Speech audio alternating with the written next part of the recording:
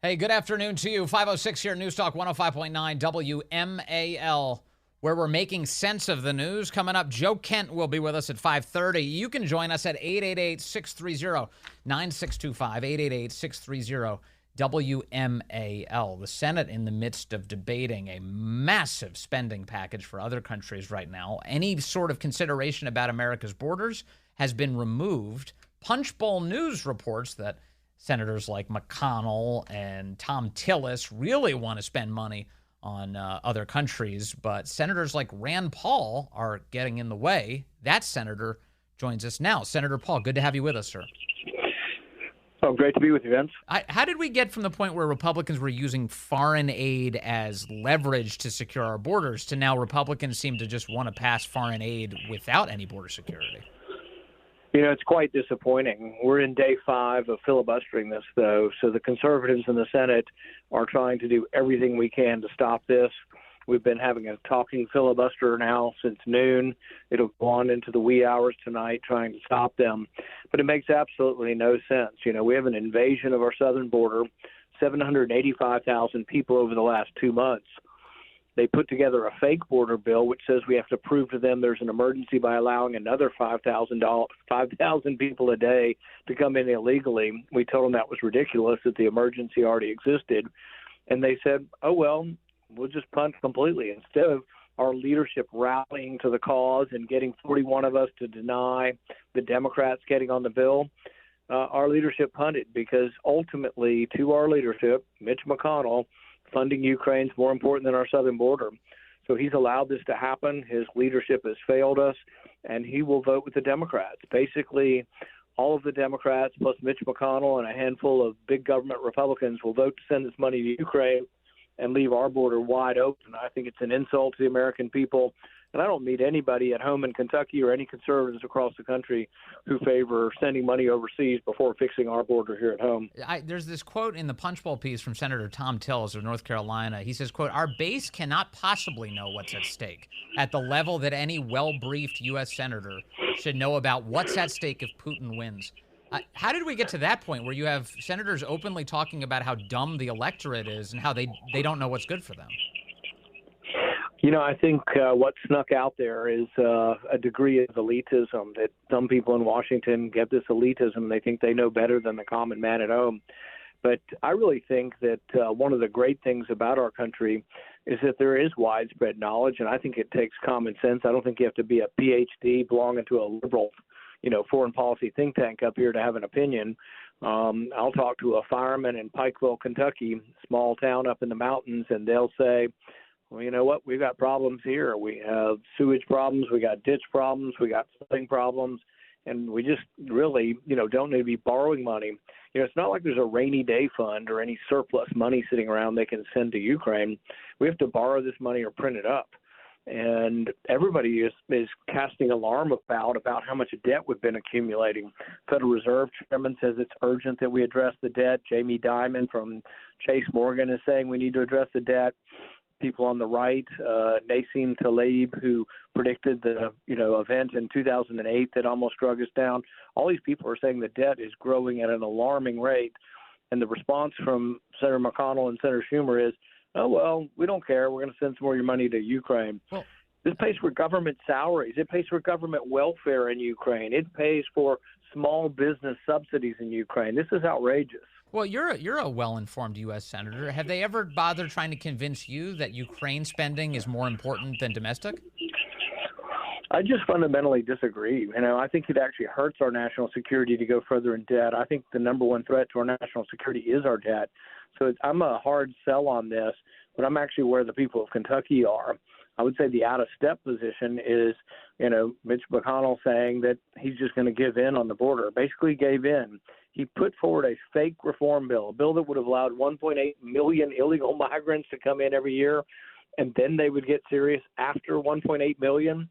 And so it was a terrible bill they put forward, and he went along with that, but then he immediately caved when the whole caucus, I think 43 of us out of 49, said it was not an adequate bill. Instead of trying to make the bill stronger, he said, oh, well, let's just give the money to Ukraine. We're done. And hopefully the House will stand strong on this. The initial impression from the Speaker is that he won't bring this up. But, I worry about, the resolve. The Speaker in the beginning said he was going to pay for foreign aid by taking spending elsewhere in the budget. And I said, that's a good start. But I don't know. I'm hopeful and keep my fingers crossed. But, I hope Speaker Johnson has resolved not to bring this up. And so we'll see what happens. Yeah, I always kind of marvel at your situation. You are a senator from Kentucky. Mitch McConnell, of course, is the other senator from Kentucky.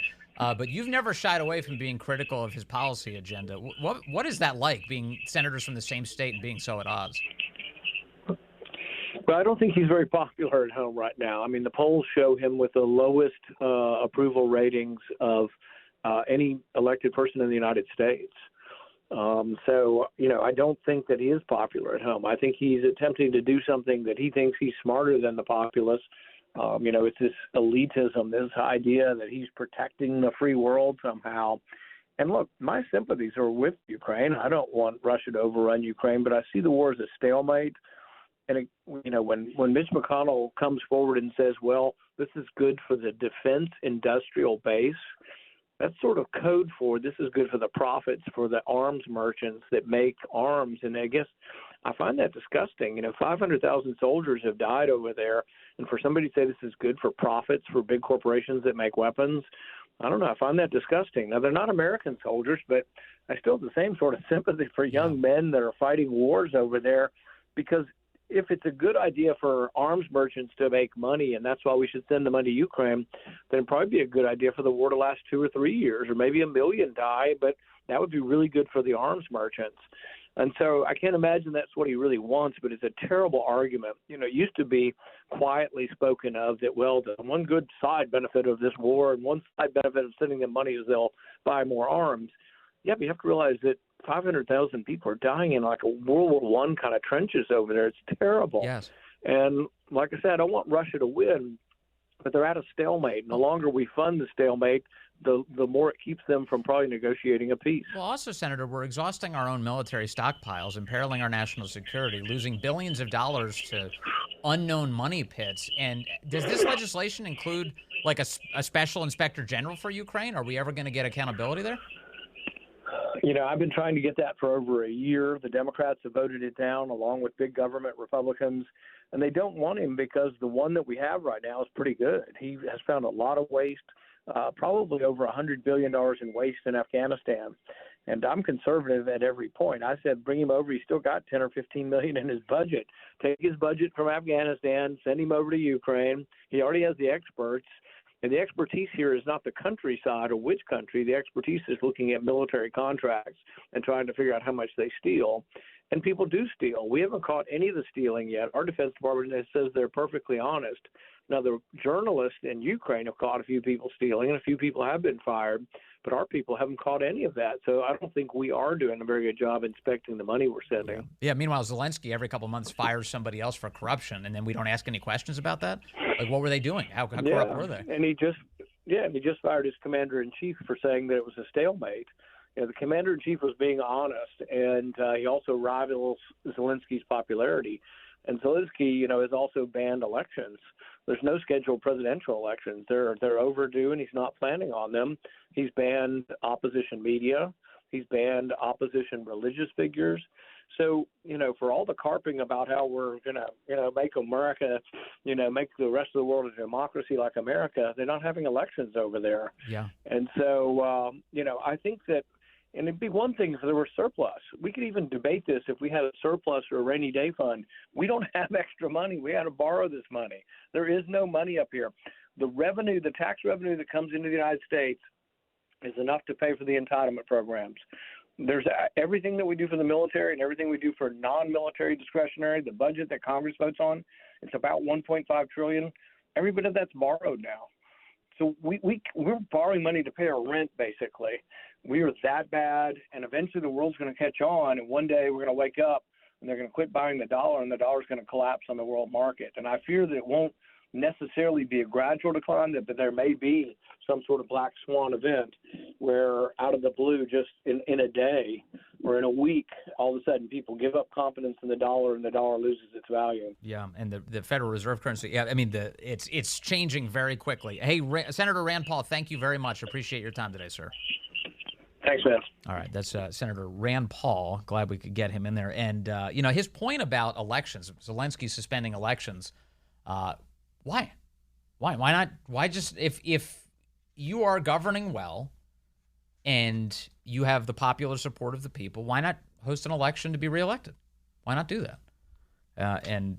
But Ukrainian lives are on the line. I would think that for as long as that's the case, and certainly well beyond that, the people of Ukraine are entitled to vote on how their lives are used. All right. A couple of other things happening right now. One of them is Kamala Harris is going under the bus. You know about this? So, in the midst of all this chaos around Joe Biden's mental failings and the border being wide open, we've got a report today from Axios, composed of White House leaks, declaring that the border crisis is not Biden's fault. It's not. So people within the White House are, and this isn't the old blame Republicans trick that they've been trying over the past week. It's funny, if you want a good laugh, go check out Senator Chris Murphy's Twitter account over the last week. It's just been a nonstop parade of Republicans are to blame for the border crisis. He's really trying to make that the talking point that breaks through everybody's minds. Of course, no thinking person's oh yeah, that makes sense. Axios reports aboard Air Force One en route to tour the southern border. That was in January of 2023, well over a year ago. President Biden sat at the head of his conference table and exploded with fury, says Axios. The president lit into his team, which included then Deputy Chief of Staff Jen O'Malley Dillon, Homeland Security Advisor Liz Sherwood Randall, and other immigration officials. He demanded obscure immigration data points invented when his staff didn't have them handy. All right, so let me break down what this leak means. Two things. One, it's not Biden's fault that the border's in chaos. He's blaming everybody else around him. Two, that he's so with it, he can demand things of his staff members they are incapable of giving to him because he's so sharp. Look at him, governing aboard Air Force One, traveling across the country, 30,000 feet up in the air. He's demanding answers as he heads for America's southern border. He'd like to figure out how to fix it.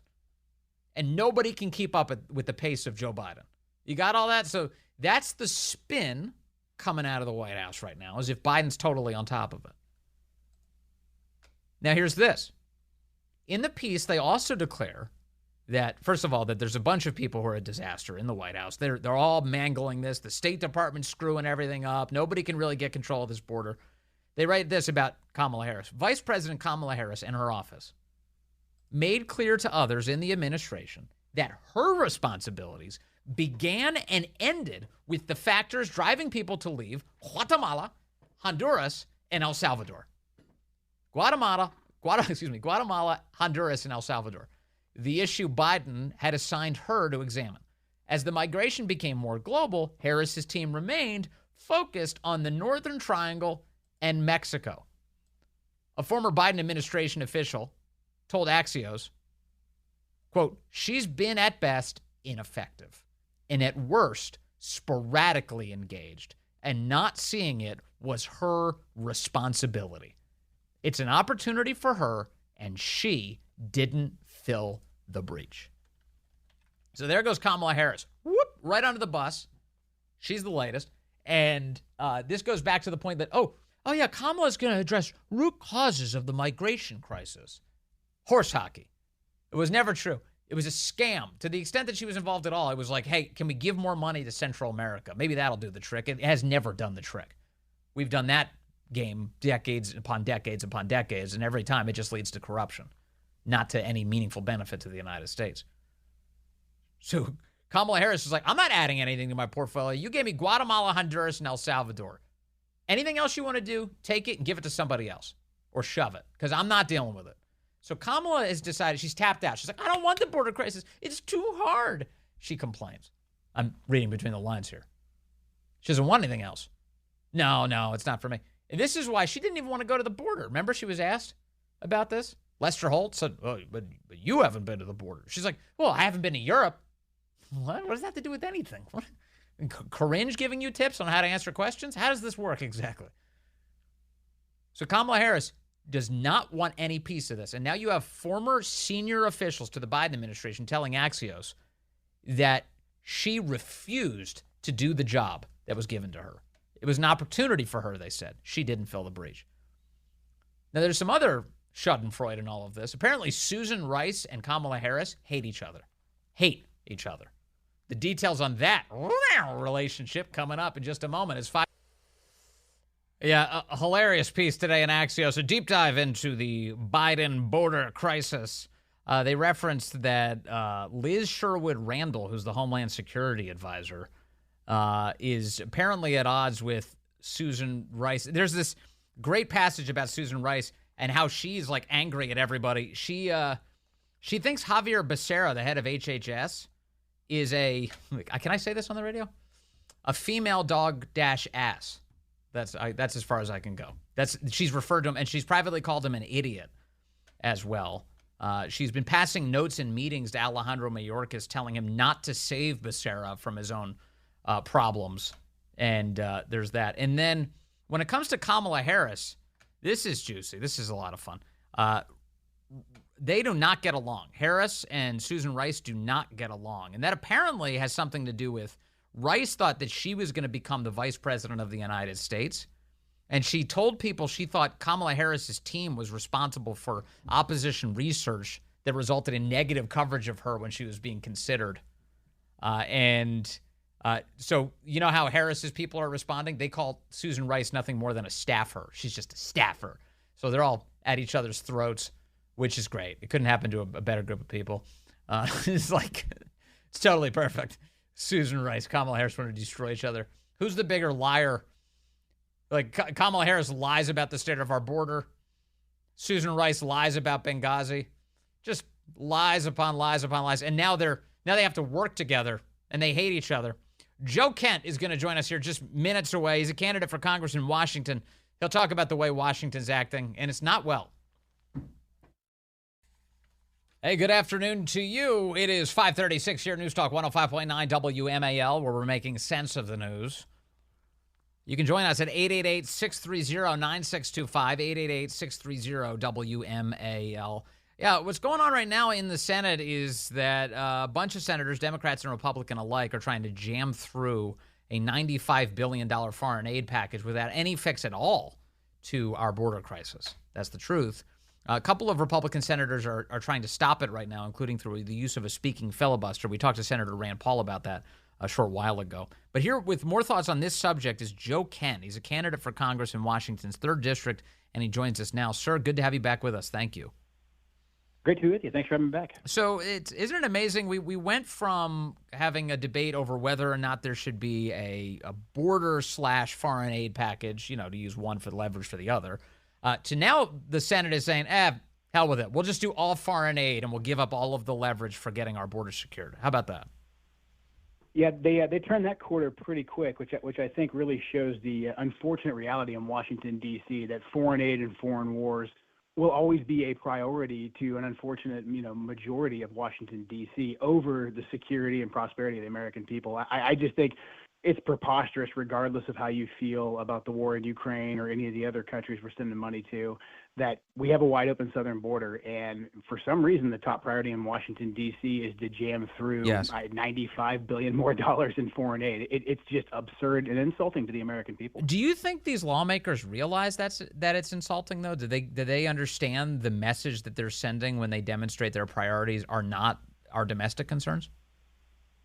I think some do, like, J.D. Vance and Rand Paul and Mike Lee. And then I think the majority of House Republicans do as well, because they're saying that this is preposterous. Actually, even, Lindsey Graham, who I know I disagree with him on the war in Ukraine. Sure. He even said, I can't go back to South Carolina with the border wide open and justify money for Ukraine. So I think those representatives that actually go out and talk to people in the districts they represent, I think they know that this is really infuriating people all over the country. Do you get the impression that the reason Lindsey Graham might say something like that is because Donald Trump has all but tied up the nomination? So now Graham is kind of realizing that the alpha dog on the block has a very different position than he does. Maybe that's it. I'm just pleasantly surprised to see him say that he prioritizes the border over foreign aid. So, hey, if that's the reason why, we'll take the win, Sure. and we'll include him, in our big tent here. Well, maybe that's it. But I'm glad to see that President Trump is moving the needle towards a more pragmatic foreign policy and really whipping the votes to make sure our border gets secured before anything else gets paid for. while we're on the topic of President Trump, he was in South Carolina this weekend, and he made some remarks about NATO countries being deadbeats, basically, and not meeting their obligations for defense spending. So much of all of this spending in Europe is shouldered, of course, by the United States, especially in Ukraine, where most of the spending is actually being done by us, and a lot less being done by Europe. So here's the media is going absolutely wild over the following audio, and I want to get your reaction to it, Joe Kent. Just here's Donald Trump in South Carolina on Saturday. One of the presidents of a big country stood up and said, well, sir, if we don't pay and we're attacked by Russia, will you protect us? I said, you didn't pay? You're delinquent?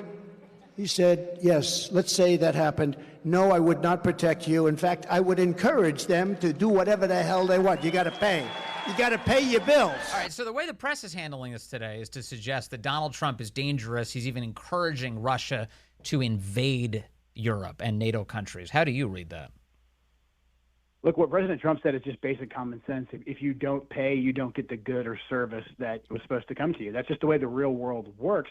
But also, look, as you pointed out, I think most Americans are sick and tired of us shouldering the responsibility of the world's security at our peril. So I think it's very fair to say to these European countries, look, if you're concerned about Vladimir Putin and you want this war to continue in Ukraine, then you need to pay. If you want the security of NATO, then you need to pay. And also, when they say, hey, this is an invitation to Vladimir Putin, look, Putin didn't invade Ukraine under Donald Trump's watch. We had deterrence. Trump was using economic leverage by having full spectrum U.S. energy domination. He was economically and diplomatically blocking and preventing these types of wars. So, I mean, they can try this fear-mongering all day long, but the bottom line is we have 4 years of peace and stability under President Trump. His record speaks for itself. Yeah, it's amazing. And yet here you have an effort to put out more money. One of the big things I've been asking for about this conflict is some accountability. Do you get the sense that we know how our resources are being used? Certainly our stockpiles have been depleted pretty rapidly. Not at all. I mean, it seems like every time we turn around, the Pentagon says that they've lost track of another, $3 billion or whatever it is this week. And look, I don't think there's much accountability going on over there. We've even heard from members of the Ukrainian government that the supplies aren't being delivered to the front lines. So, I mean, you saw Washington, D.C. melt down just a year ago when Rand Paul attempted to put accountability, to put a mechanism for ensuring that the aid was going to where it's supposed to go. And D.C. melted down over that because, look, the military-industrial complex does not like oversight. They just like blank checks. And now they're having an absolute tantrum that Congress is saying, hey, the gravy train's over, and the American people have rightfully had enough of this. Yeah, I don't know. I mean, you're a military veteran. I'm guessing you're for a strong military, but you're not for wasting money and certainly for undermining American interests. 100%. Yeah. I mean, I know what it takes to defend this country, and I think this is one of the big ways the American people get fleeced. We have defense contractors, we have people from the intelligence community, generals that go before Congress, and they say a bunch of really scary things, and then we have representatives who've never served and they don't understand and they want to do the right thing, and so they think the right thing is just giving the Pentagon, which has never passed an audit, billions and billions of dollars, or fighting a new version of the global war on terror like we're slipping into in the Middle East, or getting deeply involved in a conflict in Europe when really we need pragmatism and we need actual accountability. By the way, just lastly on Pentagon spending, whenever it comes up in Congress, nobody ever wants to cut any because it's considered a sacred cow. But you talk to veterans who know better, and they say, oh, no, there's plenty of places where you can cut. Like, there's definitely areas where you can cut in the military. 100%. Do you agree with that? I completely agree with that. When you look at acquisitions, when you look at antiquated programs, when you look at actually justifying where a lot of this money goes versus what threat it's addressing and where we're actually behind, I think that's a reckoning that needs to take place. And I think that needs to take place on the floor of Congress in front of the American people so we can see where our money is going. We spend nearly $1 trillion on defense. And I think one of the places that we can really trim a lot of fat is in terms of foreign aid. I mean, foreign aid under Joe Biden's almost doubled. And the question is, what do we get in return for this? And then the same thing with the defense spending.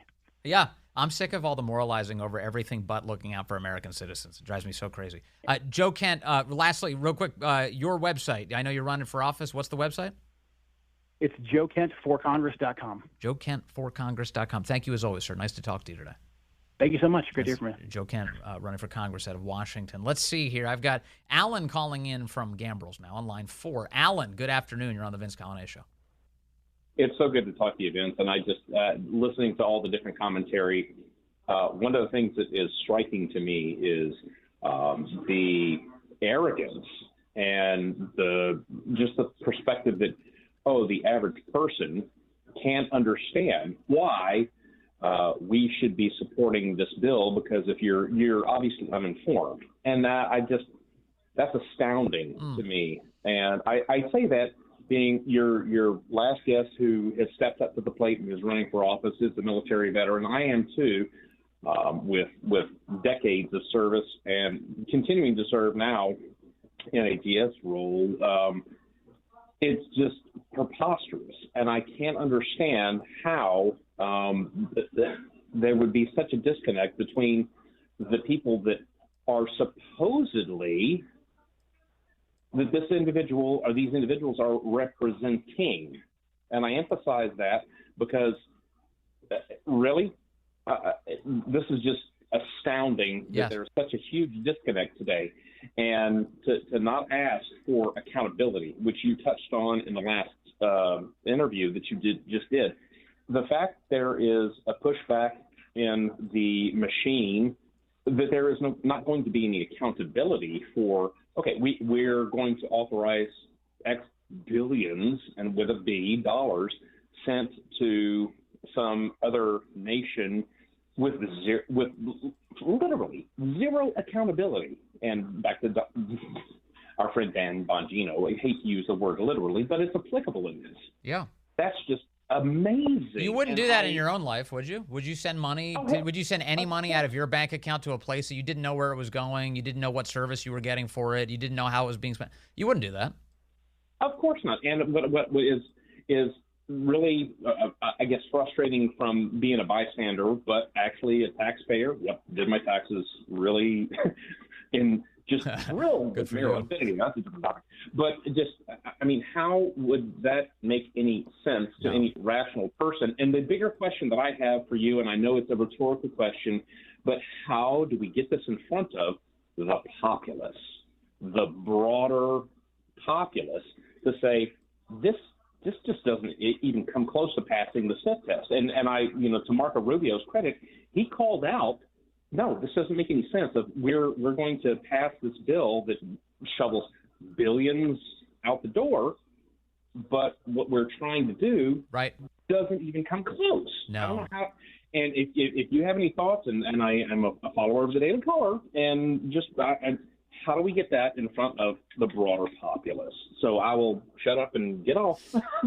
Thank you, Alan. Great call. No, lots of good points. And to the extent that you can get anything in front of the populace, I guess it's just incumbent upon all of us, depending on the sizes of our audiences, whether they're small or whether they're WMAL listeners, to try and share as much as you can. The Daily Caller, obviously, that's a vehicle for it. That's where I'm also an editor.